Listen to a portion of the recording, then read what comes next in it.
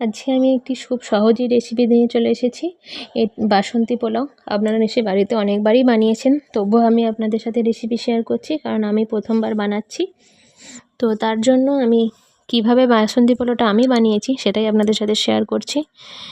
এটি কিভাবে বানিয়েছি চলুন দেখে নেওয়া যাক। প্রথমেই একটি বাটির মধ্যে আমি নিয়ে নিয়েছি পরিমাণ মতো আমি চাল। এবার চালটিকে আমি ভালো করে ধুয়ে একটি থালার মধ্যে আমি রেখে দিচ্ছি, এরকম ছড়িয়ে রাখছি যাতে করে এক্সট্রা জলটা শুকিয়ে যায়। এবার এর মধ্যে দেখুন একটি তড়কা প্যানের মধ্যে আমি ঘি গরম করে নিয়েছি। গরম করা ঘিটার মধ্যে আমি 1 চামচ হলুদ দিয়ে মিশিয়ে চালটির মধ্যে আমি ঢেলে দেব। এইভাবে একবার ঘি আর হলুদ দিয়ে দেখবেন হলুদের কালারটা কিন্তু বেশ ভালো আসে। ঘি আর হলুদটা প্রথমে একটু মাখিয়ে নেব। এবার এর মধ্যে দিয়ে দেব আদা, কাঁচা লঙ্কা বাটা আর গরম মশলা গুঁড়ো। একবার এইভাবে চাল মাখিয়ে রেখে দেবেন, দেখবেন এর টেস্টটা কিন্তু আরও বেশি ভালো হয়, পোলাওয়ের টেস্ট।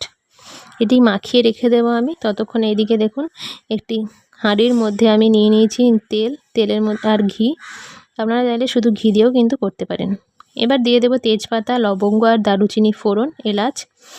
ফোড়নটাই ভাজা হয়ে গেলে দিয়ে দেবো এর মধ্যে কাজু বাদামটা একটু নেড়ে নিয়ে দিয়ে দেবো যে মিশিয়ে রাখা আমি চালটা মিশিয়ে রেখেছিলাম, সেই চালটি দিয়ে একটু ভেজে নিতে হবে। চালটিকে বেশ খানিকক্ষণ ধরে ভেজে নেওয়ার পর দিয়ে দেবো এখানে আমি জল। 3 বাটি চাল নিয়েছিলাম, সেই জন্য 6 বাটি এখানে আমি জল অ্যাড করেছি। যতটা চাল অ্যাড করবেন তার ডবল কিন্তু আপনাদের জল দিতে হবে। এবার স্বাদ মতো নুন আর একটু চিনি দিয়ে আমি চালটিকে সেদ্ধ হতে দেব। দেখুন চালটি আমার ভালো করে সেদ্ধ হয়ে গেছে, ঝরঝরে হয়ে গেছে। চলো এটিকে ঠান্ডা করে নিয়ে আপনাদের সার্ভ করে দেখাচ্ছি। দেখুন ঠান্ডা হওয়ার পর এটি কতটা ঝরঝরে হয়ে গেছে।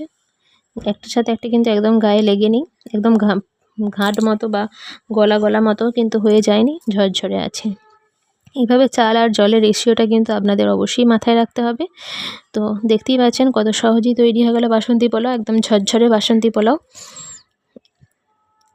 এটি আমরা খেয়েছিলাম চিকেনের সাথে। আপনারা চাইলে আলুর দম বা পনির যে কোনো রেসিপির সাথেই এটা